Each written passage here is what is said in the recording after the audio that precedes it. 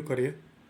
બરાબર, તો ચેપ્ટર 10માં હવે ગાઈડના સવાલ જવાબો કરવાના છે, એ કરીએ આગળ કન્ટિન્યુ. એમાં આગળના સવાલ જવાબ અમુક બાકી હતા. બરાબર, જે હું અત્યારે ચલાવી લઉં છું. એટલે ઇઝી જ છે, કંઈ અઘરું નથી. તમને આવી ગયેલું છે લગભગ 9માં, મને યાદ છે ત્યાં સુધી 8મા કે 9માં આવતો હતો આ સવાલ, કે પ્રકાશનું પરાવર્તનના 2 પ્રકાર સમજાવો, નિયમિત અને અનિયમિત. નિયમિત એટલે તો કે લીસી સપાટી હોય, અને અનિયમિત એટલે ખરબચડી સપાટી હોય. બરાબર, 3 ભાગ પાડી દેવાના જો યાદ રાખવું હોય તો, મારી રીતે. પહેલું, આ શું છે? પ્રકાશના સમાંતર કિરણપુંજ. કિરણપુંજ એટલે સમૂહ થાય કિરણોનો. પુંજ એટલે સમૂહ થાય. સમૂહ એટલે ઘણા બધા કિરણો. પ્રકાશનું કિરણપુંજ એટલે ઘણા બધા કિરણો એમ. તો એ પ્રકાશના ઘણા બધા કિરણો શું થાય? આપાત થાય. શેના ઉપર? લીસી સપાટી ઉપર. બીજો, ત્રીજા મુદ્દામાં શું યાદ રાખવાનું છે? પરાવર્તન થયા એ કેવા? તો કે ચોક્કસ દિશામાં જ પરાવર્તન થાય અને સમાંતર જ હોય હંમેશા, તો તેને નિયમિત પરાવર્તન. 3 ભાગ. પહેલું, પ્રકાશના સમાંતર કિરણો. બીજું, લીસી સપાટી પર આપાત થાય, લીસી અથવા ચળકતી. અને ત્રીજું, આપાત થઈને પછી સમાંતર અને ચોક્કસ દિશા. સમાંતર એટલે ક્યારેય એકબીજાને અડે નહીં એવા. બરાબર, બંને બાજુ લંબાવો તો ના અડે. બરાબર, તો સમાંતર જ રહે અને બધા એક જ દિશામાં પરાવર્તન થાય. અથડાઈને પાછું ફરવું એને પરાવર્તન કહેવાય, તો એને નિયમિત પરાવર્તન કહેવાય. બરાબર, 3 ભાગ ફરીથી. જ્યારે શું? તો કે પ્રકાશના સમાંતર કિરણો. બીજું, લીસી અથવા ચળકતી સપાટી પર આપાત થાય. આપાત થાય એટલે આવવું, અથડાવવું. અને આપાત થઈને પછી શું થાય? તો ત્રીજો મુદ્દો. એમાં શું? મુદ્દો નથી પણ ભાગ. શું? તો કે ચોક્કસ દિશામાં અને સમાંતર જ રહે, તો આ પ્રકારના પરાવર્તનને નિયમિત પરાવર્તન કહેવાય છે. આ આખું એકચ્યુઅલી નિયમિત પરાવર્તનની વ્યાખ્યા છે, જેના મેં 3 ભાગ પાડ્યા છે. તમારે ભાગ નથી પાડવાના. પોઈન્ટ ટુ બી નોટેડ. બરાબર, તમારે ભાગ પાડવાના નથી. બરાબર, આ તો મેં તમને યાદ રહે એટલે કીધું છે કે પહેલાં આપાત થાય સમાંતર, કોના ઉપર? લીસી ઉપર. બીજો, ને આપાત થઈને ચોક્કસ દિશામાં અને સમાંતર જ રહે, એને નિયમિત કહેવાય. બરાબર, એટલે વ્યાખ્યા હું ફરીથી બોલ્યું, 3 ભેગા કરીને બોલવાની. જ્યારે પ્રકાશના સમાંતર કિરણો લીસી અથવા ચળકતી સપાટી પર આપાત થાય, ત્યારે આ કિરણપુંજ સમાંતર અને ચોક્કસ દિશામાં, એટલે બધા એક જ દિશામાં પરાવર્તિત થાય, તો તે પરાવર્તનને નિયમિત પરાવર્તન કહેવાય. ઉદાહરણ, સમતલ અરીસા વડે થતું પ્રકાશનું પરાવર્તન. સમતલ અરીસો એટલે આપણા ઘરમાં જે આપણે માથું ઓળીએ એ. છોકરીઓ જે મેકઅપ કરે અને છોકરાઓ જે માથું ઓળે. બરાબર, એટલે સમતલ અરીસો એટલે આપણા ઘરનો જે અરીસો હોય એ. બરાબર, એકદમ સપાટ. બીજું, અનિયમિત પરાવર્તન. કયું? અનિયમિત, તો બિલકુલ એનાથી ઊંધું. એમાં બી 3 જ ભાગ છે. બરાબર, જો આમાં ખરબચડી સપાટી હોય એટલે ઊંચી નીચી હોય, ખાડા ટેકરાવાળી. જ્યારે પ્રકાશના સમાંતર કિરણો ખરબચડી સપાટી પર આપાત થાય, ત્યારે જો આ આમ જાય છે, આમ જાય છે ને આમ જાય છે. જો આ કિરણ આ દિશામાં ગયું, આ કિરણ આ દિશામાં ગયું, આ કિરણ ઉપર ગયું. બધા અલગ અલગ, એટલે કે અસ્તવ્યસ્ત દિશામાં અને સમાંતર રહેતા નથી. હા, આપાત થાય ત્યારે 3 સમાંતર છે, પણ પરાવર્તન થાય ત્યારે 3 સમાંતર રહેતા નથી, એકબીજાને છેદી જાય. લંબાવો તો. બરાબર, કારણ કે આમ લંબાવો ને આમ લંબાવો તો અહીંયા છેદાશે.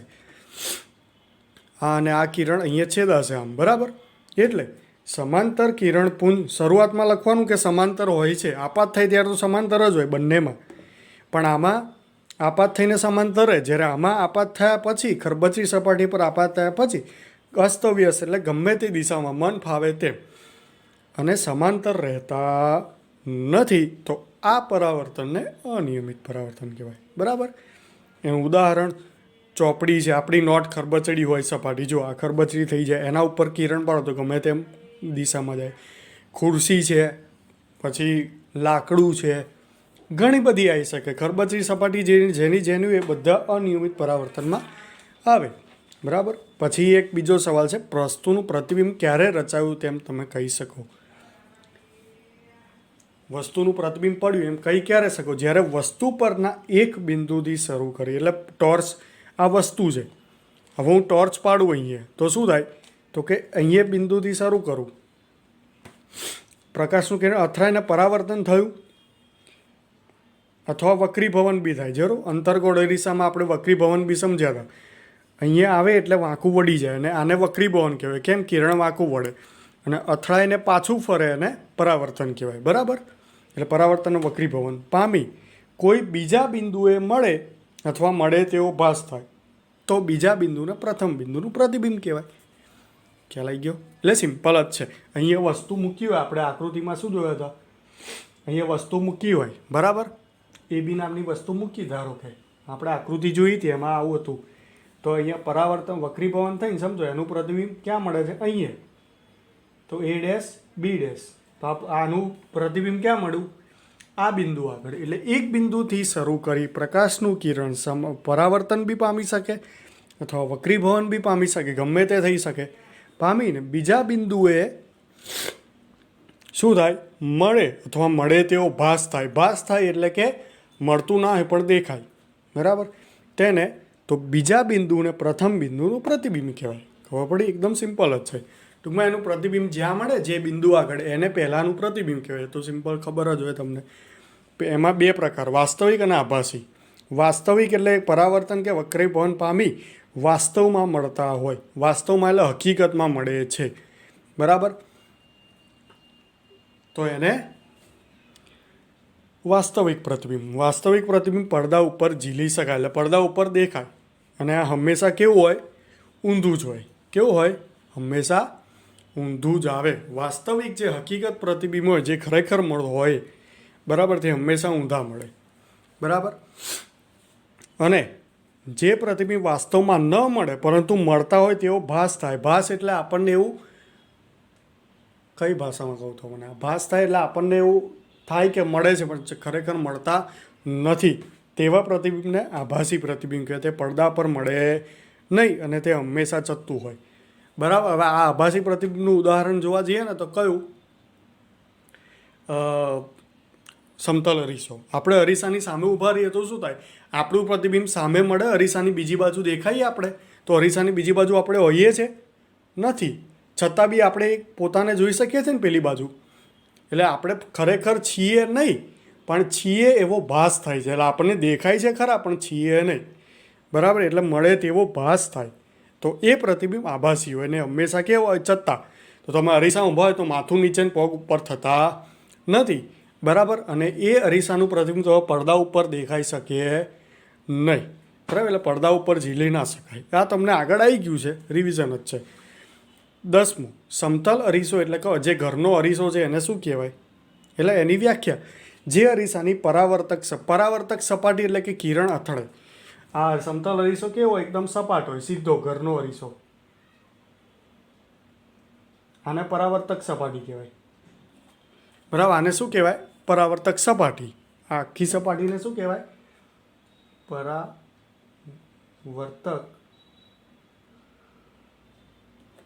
સપાટી. બરાબર. આ પરાવર્તક સપાટી કહેવાય. તો એ પરાવર્તક સપાટી એટલે કે કિરણ અથડાઈને પાછું ફરે એ સપાટી એમ. તો પરાવર્તક સપાટી કેવી હોય? સમતલ એટલે કે ચોક્કસ સપાટ હોય. તેને શું કહેવાય? સમતલ અરીસો. સિમ્પલ છે યાર. સમતલ અરીસો સીધો જ હોય. આપણા ઘરનો અરીસો ખાડા ટેકરાવાળો હોય. જો ખાડા ટેકરાવાળો હોય તો આપણું પ્રતિબિંબ સીધું મળે નહીં અથવા આપણે બી ઊંધા ચત્તા દેખાઈએ. બરાબર. ને એ ખાડા ટેકરાવાળા ક્યાં હોય ખબર છે? ગ્લાસ હાઉસમાં કોઈ ગયું હોય, કાંકરિયા પહેલાં કાચ ઘર હતું. બરાબર. હવે અત્યારે છે કે નહીં મને ખ્યાલ નથી પણ લગભગ છે અત્યારે બી. એ કાચ ઘરમાં જાઓ તો નાના મોટા અલગ અલગ ખાડાવાળા કાચ, જાડા કાચ, પાતળા કાચ, વળેલા કાચ હોય. એમાં આપણે કોઈકમાં નાના દેખાઈએ, કોઈકમાં જાડા દેખાઈએ, કોઈકમાં ઠીંગણા દેખાઈએ, કોઈકમાં ઊંચા દેખાઈએ, કોઈકમાં પગ લાંબા થઈ જાય. આવું બધું થતું હતું ને. એ બધા અનિયમિત પરાવર્તન. કેમ? તો કે ગમે તેવા મળતા હોય. જ્યારે સમતલ અરીસો હોય ઘરનો એ સીધું જ હોય ને આપણે જે ઊભા હોય એ સ્થિતિમાં, આપણે ઘરમાં જે ઊભા હોય એ જ અરીસામાં દેખાય આપણને, બેઠા એટલા જ. બરાબર. પ્રતિબિંબની ખાસિયત હોય એટલે પ્રતિબિંબ કેવું મળે તો આભાસી અને ચત્તુ. આભાસી એટલે મેં કીધું કે આપણે અરીસામાં ખરેખર પેલી બાજુ ઊભા નથી, છતાં બી આપણે પોતાની જાતને અરીસાની બીજી બાજુ જોઈ શકીએ. એટલે મળતા નથી પણ મળે એવો ભાસ થાય, તે એને આભાસી કહેવાય. અને ચત્તુ હોય એટલે આપણે ચત્તા જ દેખાય, માથું નીચે અને મોક ઉપર દેખાતા નથી. પ્રતિબિંબનું પરિમાણ એટલે કદ, આગળ કીધેલું છે. અને વસ્તુનું પરિમાણ જેટલું છે, એટલે કે હું 6 ફૂટનો હોઉં તો અરીસાની પેલી બાજુ હું 6 ફૂટનો જ દેખાવ. તમે 5 ફૂટના હોવ તો અરીસાની પેલી બાજુ તમે 5 ફૂટના જ દેખાવ. એવું નહીં કે 5 ફૂટ તો તમે તમારા ઘરના અરીસામાં તમે મોટા દેખાવ છો અથવા નાના થઈ જાઓ છો, એવું થતું નથી. એટલે સાઇઝ જે હોય એ સરખી રહે. પરિમાણ એને સાઇઝ કહેવાય, કદ. બીજું, વસ્તુ અરીસાથી જેટલા અંતરે આગળ હોય તેટલા જ અંતરે અરીસાની પાછળના ભાગમાં હોય. એટલે કે સમજો હું મારા અરીસાથી 2 ફૂટ દૂર ઊભો છું તો અરીસાની પાછળ પેલો પ્રતિબિંબ 2 ફૂટ દૂર જ મળશે. એવું નહીં કે હું 2 ફૂટ ઊભો છું તો અરીસાની પાછળ છેક 10-15 ફૂટે દૂર મળશે અથવા એકદમ નજીક મળશે, એવું થશે નહીં. તો અરીસાથી સમજો આ અરીસો છે, બરાબર. હું અહીંયા ઊભો છું, બરાબર. તો આ જેટલું અંતર હશે ને એટલું જ અરીસાની પાછળ પણ અંતર હશે. એટલે આ અને આ કેવું હશે? સમાન હશે. એવું નહીં કે આ આટલું છે તો અહીંયા મોટું હશે અથવા નાનું થઈ જશે. આ જેટલું અંતર હોય એટલું જ પાછળના ભાગમાં પણ અરીસાનું અંતર હોય, એટલે અંતર સમાન હોય એમ. અને છેલ્લું, બાજુ ઉલટાયેલી હોય. અરીસામાં જમણો હાથે ડાબી બાજુ દેખાય અને ડાબો હાથે જમણી બાજુ દેખાય, બરાબર. એ લખેલું જ છે કે જમણી એ ડાબી બાજુ દેખાય, જમણા અંગો, અને ડાબી બાજુના અંગો એ જમણી બાજુ દેખાય, બરાબર. એટલે ટૂંકમાં બાજુઓ ઉલટાઈ જાય સમતલ અરીસામાં. સમતલ અરીસો એટલે આપણે ઘરનો અરીસો, બરાબર. એટલે તો આ સવાલ છે. હવે તમારે કરવાનું છે શું આજે લેસનમાં, બરાબર. તો તમારે હોમવર્ક આજનું શું? તો કે ગાઈડમાં 1, 2, 4, 5, 6, 7, 8, 9, 10, 11 આટલા સવાલ જવાબ એકવાર લખીને મોઢે કરવાના. આમાં અડધા તો નાના જ છે, અમુક જ છે જે મોટા છે, જે 8મો, 10મો અને 5મો. આ સવાલ નવા હતા જે હમણાં મેં સમજાયા, બરાબર. તો એ 1, 2, 4, 5મો, 6, 7, 8, 9, 10, 11, બરાબર. આટલા સવાલ ટૂંકમાં ત્રીજા સિવાય બધા જ છે. જો 1, 2, 4 થી 11 બધા જ છે, બરાબર. એટલે 1, 2 અને 4 થી 11 બધા જ એકવાર લખીને મોઢે કરવાના, બરાબર. ક્યારે? રવિવાર પહેલાં બતાવવાનું કમ્પલસરી, બરાબર. એટલે ધારો તો આજે નહીં તો કાલે વિડીયો જોઈ લેજો. અને કાલે કેટલા છે? 3 ને 4 7 ને 3 10, તો 5 સવાલ લખજો. 1, 2, 4, 5, 6 આવતીકાલે એટલે કે શનિવારે લખજો, મોઢે કરી નાખજો. અને રવિવારે બીજા 5 લખીને મોઢે કરી નાખજો. રવિવાર સાંજે તમારે મોઢે બી થઈ જશે 5 સવાલ 2 દિવસમાં, એટલે આરામથી તમે કરી શકશો.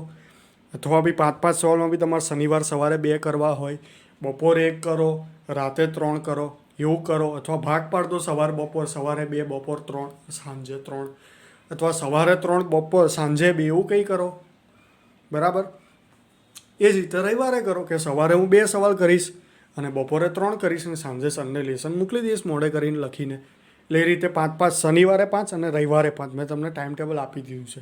આજે જ વિડીયો જોજો તો જ તમે શનિવારે કરી શકશો, બરાબર. એટલે ખાસ આજે જ વિડીયો જોઈ લેજો. તો શનિ, રવિ ને રવિવાર સાંજ પહેલાં મને આ લેસન તમારું મળી જવું જોઈએ. એકવાર લખીને મોઢે કરજો, કારણ કે હું એક્ઝામ લઈશ. બીજું, 1 મોર એનાઉન્સમેન્ટ. મંગળવારે સાંજે 6 વાગે ચેપ્ટર 2ની મેથ્સમાં એક્ઝામ છે. એમાં ગાઈડના પણ દાખલા હશે, ચોપડીના પણ દાખલા હશે. જુઓ, તમને ટાઈમ ટેબલ બહુ જ સરસ બનાવીને આપી દઉં છું. 3 સ્વાધ્યાય છે આપણા, 2.1, 2.2, 2.3, બરાબર. આ શનિવારે કરજો, આ રવિવારે કરજો અને આ સોમવારે કરજો. અને મંગળવારે શું કરવાનું? આખા ચેપ્ટરનું મેઇન જે અઘરા દાખલા હોય એનું રિવિઝન કરી દેવાનું 3 સ્વાધ્યાયમાંથી. એટલે તમારે બહુ જ સરસ થઈ જશે, બરાબર. હવે કહેતા નહીં કે સર તમે પહેલેથી કીધું નહીં, રિવિઝનનો ટાઈમ ના મળ્યો, બરાબર. 2.3 તમે સોમવારે આવશો ને એ પહેલાં 2.3ની જે પાછળના કૌશલ્ય ચકાસીના દાખલા છે એ પતી જશે. એટલે જ મેં તમને 2.3 છેલ્લે રાખ્યું છે સોમવારે. એટલે રવિવાર પતી જશે એટલે તમે એની પ્રેક્ટિસ સોમવારમાં લઈ શકો જોડે. 2.1ની શનિવારે એટલે કે આવતીકાલ કરજો. ચોપડી અને ગ્રાઇડ બંનેના દાખલા પ્લીઝ કરજો, એકવાર નહીં વધારે કરજો. થોડી મહેનત હવે કરવી પડશે તમારે. 2.2માં સેમ રવિવારે ચોપડી અને ગાઈડ, અને 2.3માં રવિવારે સોમવારે ચોપડી અને ગાઈડના દાખલા. આ રીતે કરશો તો તમારે એક દિવસમાં એક વધે તો તમે ચોપડી અને ગાઈડનું કરી શકો ભેગું કરીને. બરાબર. કંઈ પણ તકલીફ હોય તો કહેજો. એકવાર કરશો તો તમને અઘરું પડશે કદાચ, હું માનું ત્યાં સુધી. બધું એક વાર કરશો થોડું અઘરું પડશે, ટાઈમ ઓછો છે. યસ, હું કહીશ કે ટાઈમ ઓછો જ છે. બરાબર. પણ એ જ તમારે શીખવાનું છે, ઓછા ટાઈમમાં કઈ રીતે હું વધારે કવર કરી શકું. બરાબર. તો તમને બી ખબર પડે કેવી મહેનત કોને કહેવાય. બરાબર. એટલે એક સામટું કરવા ના બેસતા ચલો બેસી જઈએ, ભાગ પાડી દેજો છતાં બી. અથવા આજ સાંજથી જ તૈયારી ચાલુ કરી દો, શુક્રવાર સાંજે જ તમે તૈયારી ચાલુ કરી દો 2.1ની, તો અડધું અડધું કરો. શનિવાર સુધીમાં રાત સુધીમાં થોડા ભાગ પાડી દો. તો કે સમજો શનિવાર સવારે 1.5 કલાક વાંચવું, ઉઠી જવાનું વહેલા, આપણે ઉઠીએ જ છે. ના ઉઠતા હોય તો ઉઠવાનું ચાલુ કરજો. હજુ બી કહું 5:30. સવારે 1 કલાક 1.5 કલાક કરો ગણિત, બપોરે અડધો જ કલાક કરો, વધારે ના કરો બહાર લાગે તો, ને એક રાતે 1.5 કલાક કરો. એ જ રીતે રવિવારે બી કરવાનું. સવારે 1.5 કલાક બેસો, બપોરે અડધો જ કલાક બેસો, એટલે બધું લોડ ના આવે ગણિતનો, ને રાતે 1.5 કલાક બેસો. તો આમાં તમે આરામથી તમે 2.1 2 વાર, ને 2.2 2 વાર, ને 2.3 બી 2 વાર કરી શકશો, હું માનું ત્યાં સુધી. ખ્યાલ આવી ગયો. એટલે સવારે 1.5 કલાક બેસશો ને એમાં જ તમારે ચોપડી અને ગાઈડના બધા દાખલા લખાઈ જશે. ને પછી બપોરે અડધો કલાક અને રાતનો અડધો કલાક, એમાં તમારે રિવિઝન ફરીથી 2.1નું 2 વાર થઈ શકશે. ખ્યાલ આવે. એટલે 2.1માં શનિવારે સવારે 1.5 કલાક ફરજિયાત આપજો. ને વિજ્ઞાનના 5 સવાલ છે એ તો ખરા જ પાછા. હા. એટલે આ રીતે ટૂંકમાં બધાના ભાગ પાડજો તો તમને એ રીતે સમાજનું કંઈ હોય પાર્સન, તો સમાજનાય ભાગ પાડો. તો એ રીતે શનિવારે સવારે ગણિત વિજ્ઞાન અને સમાજના જે ભાગ પડેલા હોય, બપોરે બી એ રીતે ભાગ પડેલા હોય, ને સાંજે બી એ રીતે ભાગ પડેલા હોય, તો તમને બધાને શું પડશે? ઇઝી પડશે.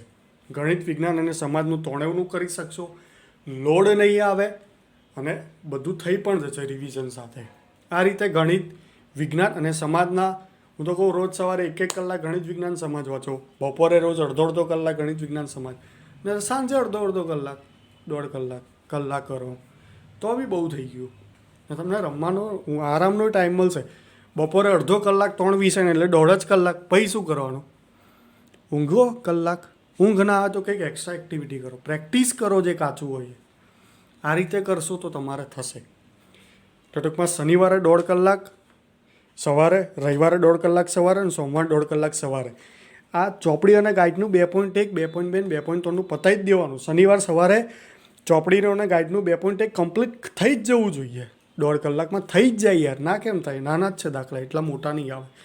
2.2 બી રવિવાર સવારે થઈ જ જશે પૂરું, ને 2.3 બી સોમવાર સવારે જ થઈ જશે પૂરું.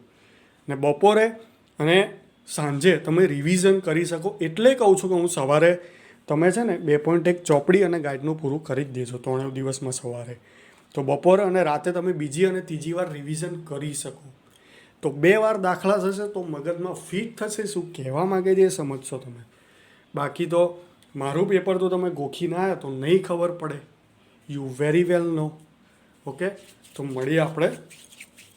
ને જો ત્રીજી વાર મંગળવારે રિવિઝન 3 વાર થઈ જાય. બોલો, ખ્યાલ આવી ગયો. શનિવાર સવારે 2.1 ચોપડી અને ગાઈડ, રવિવાર સવારે 2.2 ચોપડી અને ગાઈડ, સોમવાર સવારે 2.1 ચોપડી અને ગાઈડ, બપોરે શનિવાર બપોરે અને રાતે આનું રિવિઝન, કારણ કે પતી ગયું હશે સવારે. રવિવાર બપોરે અને રાતે 2.2નું રિવિઝન જે સવારે કર્યું એનું, ને સોમવારે બપોરે અને રાતે રિવિઝન. એટલે 2 વાર તો થઈ જશે તમારે. બરાબર. ને પછી મંગળવારે 3 રિવિઝન ત્રીજી વાર આરામથી થઈ જાય.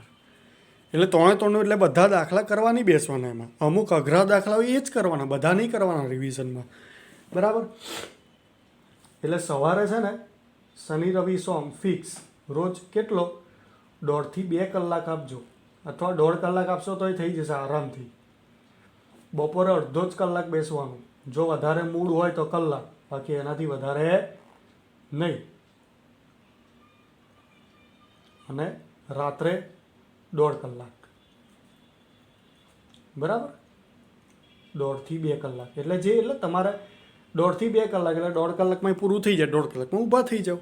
બરાબર. પણ 1.5 કલાક તો ફિક્સ જ રાખજો, સવારે ને રાતે. 1 કલાકમાં પૂરું થઈ જાય એટલે ઊભા થઈ ગયા એવું ના થાય. હા, પાક્કું થઈ જાય તો તમે યુ કેન, બરાબર. પાક્કું થઈ જાય તમારે 1 કલાકમાં જ થઈ જાય તો પછી તમે કંઈક કરી શકો બીજામાં, તો ફ્રેશ થઈ શકો. પણ હું જાણું ત્યાં સુધી તમારે 1.5 કલાક થશે ચોપડી અને ગાઈડનું એક સ્વાધ્યાય કરતાં, બરાબર. 3 દિવસનું આ રીતનું તમે ભાગ પાડશો. આ જ રીતે વિજ્ઞાનમાં બી ભાગ પાડ દઉં તો કહું. સવારે વિજ્ઞાનમાં કે આટલો બધો ટાઈમ આપવાની જરૂર નથી. વિજ્ઞાનમાં તો 5 જ સવાલ છે. અડધો કલાક તમે સવારે બેસો ને અડધો કલાક રાતે બેસો. શનિવારે આજે 5 સવાલ આપ્યા છે, 10 સવાલ. એમાં સવારે અડધો કલાકમાં 2-3 કરો, સાંજે 2-3 જે બાકી રહે અડધો કલાક રહો. એ જ રીતે રવિવારે કરો, સાંજે મને લેસન આપી દો તમે 10 સવાલનું. એટલે આ શનિવારે 5 સવાલ થઈ જાય સવાર સાંજના ભાગ, 2-2 ભાગ પાડીને. અને આ રવિવારે સવારે અને રાતે થઈ જાય અડધો કલાકમાં, તો આરામથી થઈ જશે. વિજ્ઞાનમાં કંઈ એટલો ટાઈમ આપવાની જરૂર નહીં પડે, બરાબર. એટલે એ મોઢે કરીને લખી જ દેવાના. અડધો કલાકમાં મોઢે કરી દેવાનું, બીજા અડધો કલાકમાં લખી દેવાનું. એટલે વિજ્ઞાનનું પૂરું યાર. હવે સવારે 1.5 અને વિજ્ઞાનનું 1 કલાક, 2.5. સમાજનો તમે અડધો કલાક આપો, બીજો કલાક આપો. હું તો કહું સમાજમાં બી તમારે એટલા નહીં આપવાના. તો રોજ સવારે તમે 4 થી 4 કલાક તો કાઢી શકો, બરાબર. તો હા, જેને લેક્ચર હોય એ સવારે 5 વાગે ઉઠો, બરાબર. એક જ જણને ખુશીને લેક્ચર છે, કદાચ એક જ જણને લેક્ચર છે, તો એ લેક્ચર હોય તો સવારે ઉઠી જાઓ, વહેલા ઉઠો, 5 થી 8માં બધું કરો, પછી 8 વાગે લેક્ચરમાં બેસો. કરવી પડશે મહેનત સર, ઉઠવું આટલા વહેલા ઉઠવું પડે, બરાબર. મહેનત કરશો તો મજા આવશે ને તમને ને મને બંનેને. હજુ પણ કંઈ કન્ફ્યુઝન હોય કે ટાઈમ ટેબલમાં વધારે પેક લાગતો તો આનાથી પણ ઇઝી હું આપીશ, પણ એ તમારા ઉપર. આનાથી ઇઝી મને નથી લાગતું કંઈક બની શકે. પણ આ રીતે કરશો તો તમારે થઈ જશે. રિવિઝન બી થશે ને 3 વાર થશે. 3 સ્વાધ્યાય ચોપડીનું અને ગાઈડનું બંનેનું 3 વાર થશે જો આ રીતે કરશો તો. હા, પણ ફિક્સ કે સવારે 1.5 કલાકમાં પતાવી જ દેવાના ચોપડી અને ગાઈડના 3 સ્વાધ્યાયો. રોજ સવારે 1.5 થી 2 કલાકમાં 3 ચોપડી અને ગાઈડના સ્વાધ્યાયો પતી જ જવા જોઈએ. પછી જ ઊભા થવાનું, ગમે તે થાય. 2.5 કલાક થાય તોય કરવાના, પણ નહીં થાય 2.5 કલાક. 1.5 થી 2 કલાકમાં આરામથી થઈ જશે પૂરું. બપોરે અડધો કલાકમાં અડધું રિવિઝન કરો અને બીજું અડધું બાકી હોય રાતે 1.5 કલાકમાં કરી નાખો, થઈ ગયું તમારું. એટલે શનિવારે 2 વાર તો થઈ જ જશે 2.1નું. એ રીતે રવિવારે બી 2 વાર થશે 2.2નું, ને સોમવારે બી 2 વાર થશે 2.3નું રિવિઝન. ને મંગળવારે જે અઘરા હોય એ કરો, એટલે 3 વાર તમારે એક સ્વાધ્યાયનું રિવિઝન થાય કે નહીં. જો આ રીતે તમે પહેલેથી પ્લાન બનાવો ને, તમારે કોઈનું રિવિઝન કે કોઈનું કશું કરવાની જરૂર ના પડે, પહેલેથી પ્લાન બનાવી નાખો, બરાબર. એટલે આજે વિડીયો આવે તો 2 દિવસમાં કરી જ દેવાનું મોઢે, એવું નક્કી રાખો તો તમને વાંધો આવે નહીં. તો મળીએ આપણે નેક્સ્ટ લેક્ચરમાં. ટાઈમ ટેબલ સાથે આપ્યું છે, માર્ક આવવા જોઈએ, બરાબર. આશા રાખું છું કે માર્ક આવશે. બાકી મને એવું લાગશે કે ચલો મળીએ નેક્સ્ટ લેક્ચરમાં. ડન. મજા કરો. અને તમને ખબર જ છે કે મને મજા ક્યારે આવશે, જ્યારે તમારા માર્ક આવશે. ઓકે, તો ડન છે, કરો મજા.